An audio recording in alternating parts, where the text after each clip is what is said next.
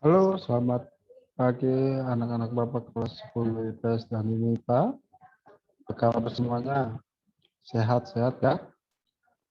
Puji syukur kita panjatkan kehadirat Tuhan Yang Maha Esa karena kita masih bisa belajar di pelajaran ekonomi pada hari ini.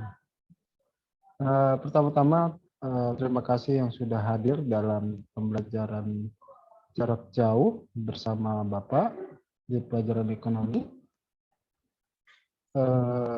Bapak harap kalian senang ya dan juga sehat tentunya. Yang kedua ya, kita akan mempelajari masih sistem ekonomi, ya, tetapi sistem ekonomi apa yang kita pelajari akan Bapak tayangkan dalam video Bapak ini, yaitu tentang sistem ekonomi komando. Jadi tolong perhatikan materi yang akan Bapak tampilkan. Oke, selamat belajar ya. Oke, sebentar Bapak tampilkan dulu slide-nya.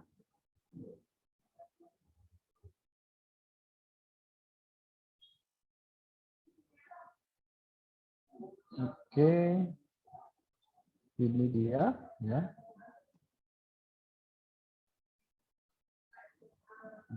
Ini dia. Masih di bab 2, masalah ekonomi dalam sistem ekonomi. Tetapi kita sudah masuk ke dalam sistem ekonomi komando ya. Oke, lanjut. Nah, sistem ekonomi komando apa sih pengertiannya ya? Yaitu sistem ekonomi di mana segala sesuatunya diatur oleh pemerintah pusat ya. Jadi kegiatan seluruh ekonomi itu dilakukan oleh pemerintah ya, dari namanya produksi, distribusi itu dilakukan oleh pemerintah. Oke, dan juga barang-barang yang diproduksi itu adalah ketentuan pemerintah ya. Nah, itu definisi dari sistem ekonomi komando. Lanjut. Nah, adapun ciri-ciri ya, ciri-ciri seperti sistem ekonomi tradisional memiliki ciri-ciri dan sistem ekonomi komando pun punya ciri-ciri ya. Jadi ciri-ciri pertama, satu adalah individu ataupun kelompok tidak dapat berusaha dengan bebas dalam kegiatan ekonomi. Jadi siapapun masyarakat, semua elemen ya, dari kecil sampai ke atas tidak bisa berusaha dengan bebas ya, harus seizin dari pemerintah. Lalu ciri-ciri kedua, sumber alat dan sumber daya ekonomi dikuasai oleh pemerintah ya. Jadi semua daya sumbernya itu dikuasai oleh pemerintah. Yang ketiga, kebijakan perekonomian diatur sepenuhnya oleh pemerintah ya. Tidak ada namanya konsolidasi ke Dewan Perwakilan Rakyat. Jadi semuanya harus nurut sama pemerintah pusat. Oke, nah, lalu lanjut ciri-ciri keempat, hak dan kebebasan individu tidak diakui negara. Ya, itu akibat dari ciri-ciri nomor 1, karena tidak ada kebebasan dalam berusaha. Makanya hak dan kebebasan individu tidak diakui negara. Lalu yang kelima dan yang terakhir, ciri-cirinya adalah jenis pekerjaan dan pembagian kerja diterapkan dan diatur oleh pemerintah. Oke, nah, itulah kelima ciri-ciri sistem ekonomi komando. Ya, setiap sistem, ya, termasuk komando itu mempunyai kelebihan ya, walaupun berdasarkan ciri-ciri itu ya semuanya diatur oleh pemerintah. Ya. Tetapi kelebihannya juga ada ya. Kelebihan dari sistem ekonomi komando ya, strength and weakness ya. Kelebihannya yang pertama adalah pemerintah bertanggung jawab penuh terhadap perekonomian Kedua, pemerintah bebas menentukan barang atau jasa yang dibutuhkan, ya, sesuai kebutuhan. Jadi masyarakatnya dinilai butuh beras, ya, berarti pemerintah memproduksi beras. Masyarakat butuhnya jagung, berarti pemerintah produksi jagung. Jadi sesuai kebutuhan. Ya. Ketiga, distribusi dan produksi diatur oleh pemerintah.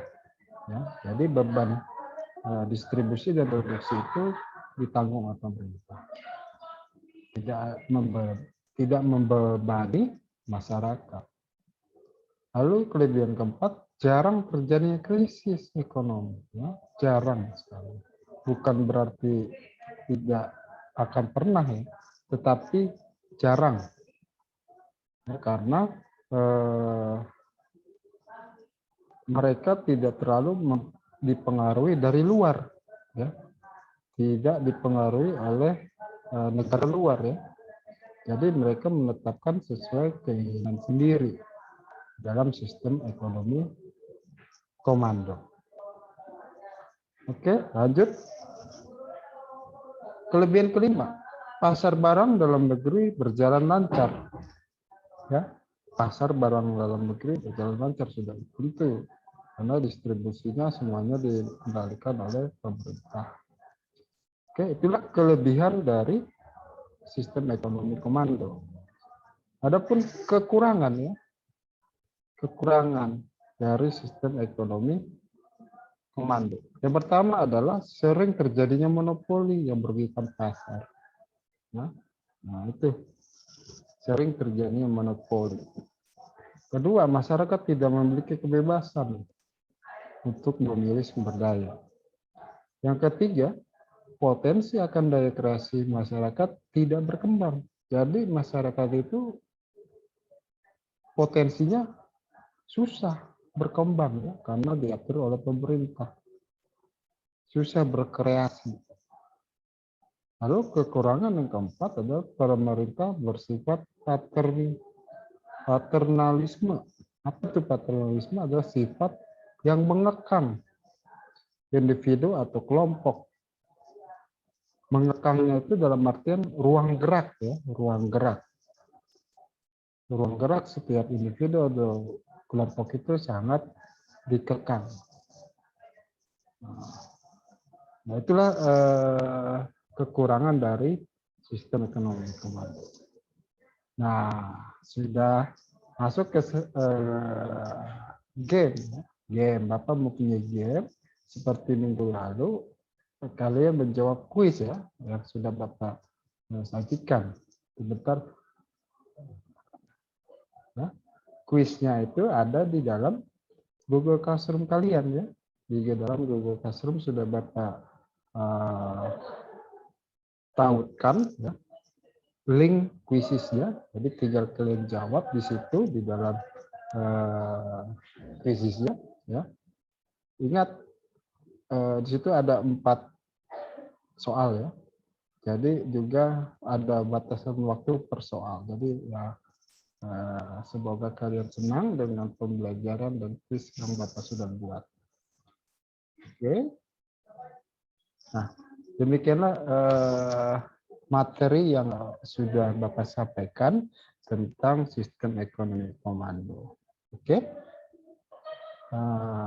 Sebentar, ya. Nah, jadi sebelum Bapak akhiri, ya, jangan lupa kalian mengisi absen, ya. Sudah ada di Google Classroom semuanya itu.